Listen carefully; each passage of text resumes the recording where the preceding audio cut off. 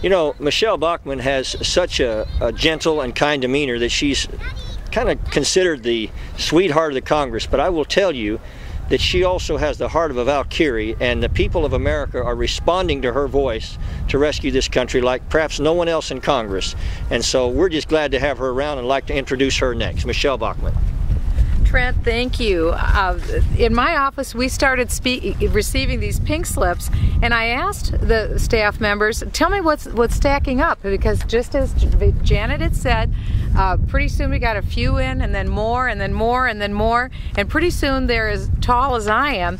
And on the pink slip it says, government health care, cap and trade, the hate crime legislation, any more spending. These are items that you work for us, that we do not want. And I thought, well, I agree with the people with what's on here. I voted against all of this. This is great. And then we found out that it wasn't just our office that was getting these pink slips. We found out that all the members of Congress were getting these pink slips. But then I was surprised to learn that a lot of the American people didn't know about the pink slip campaign, that it hadn't even been broadcast very much out in the media. All of us here in Congress knew about this pink slip campaign because we had 5 feet of these stacked up in our offices. And people wonder, do members of Congress actually read these? Do they actually see them? You bet we do. And it was stated earlier, this is part of the reason, as Senator DeMintis said, why we haven't seen this legislation on health care come through earlier. Just as people were surprised by the level of response that we saw here on the west steps of the Capitol, people are shocked that 5 million people have taken the time and the money, because they had to pay money to send these pink slips. I think it was something like $30. $29.95. That's a significant amount of money for an American to pay right now, especially in this economic climate. So if you assume that that comes out of a household, nearly $30, this is an overwhelming response. They have my attention, and I hope that the American people will have the attention of every member of Congress up here, because after all, we work for them. We're not here to work for ourselves. So I encourage Joseph Farah, thank him for WorldNet Daily for the work that he's done to put this movement together, and also for Janet Folger. I thank her for putting this movement together, because it puts members of Congress on notice. We can't say that we didn't know where the heart of the American people are. And the heart of the American people is today where it always has been, on the side of fiscal responsibility, and that's where we stand as well. Thank you. I'd like to introduce Joseph Farah now, the CEO of WorldNet Daily. He's a guy that pretty much understands how this all came about. So, Joseph? Thank you very much. We have a lot of members of the news media here today, and one of the questions I get with regard to why I helped to organize this campaign is, why would a newsman get involved in what is clearly an advocacy kind of political campaign? And the answer to that question is very simple. I'm an American first and a journalist second. It was this great country that gave us the whole notion of free press. And that is something I value greatly, obviously, as a newsman. And what motivates this campaign is the fact that we are losing our liberties in this country.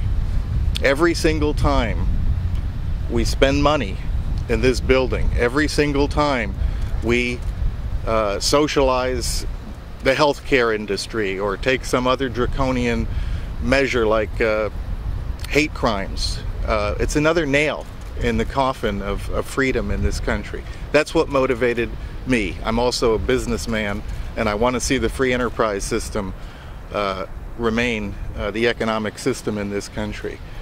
You've already heard that today, officially today, we've reached the 5 million plateau in this Pink Slips campaign. It's quite a coincidence, but we didn't organize this press conference with that in mind. But it indeed, 5 million is was the goal from the beginning. I thought it was unreachable. Janet Porter told me, you have no idea how deep the anger is across this country, and we need to give people an outlet for expressing their concerns about the direction of this country. She was right. And I'm glad I participated in this campaign, and now I believe that the 5 million may be only the beginning. This is the first media attention outside of WorldNet Daily that this campaign has received.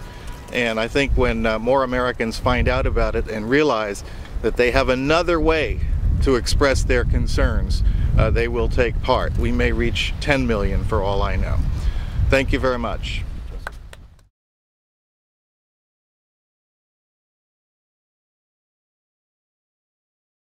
The first item is it says government health care. Why don't we want government health care? Well, because it's tax-funded abortion. And yes, we saw the Stupak Amendment. We're very grateful that it was taken out in the House. But the plan has been all along to put it back in. And so we're standing against it. And our hope is, of course, it stays out. With rationing, with euthanasia, also life at the other end of the spectrum, we're concerned about that too.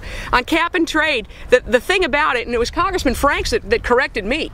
I said, we're standing against the largest, you remember this on the radio, I said, we're standing against the largest tax increase in American history. He says, no, Jan, you're wrong.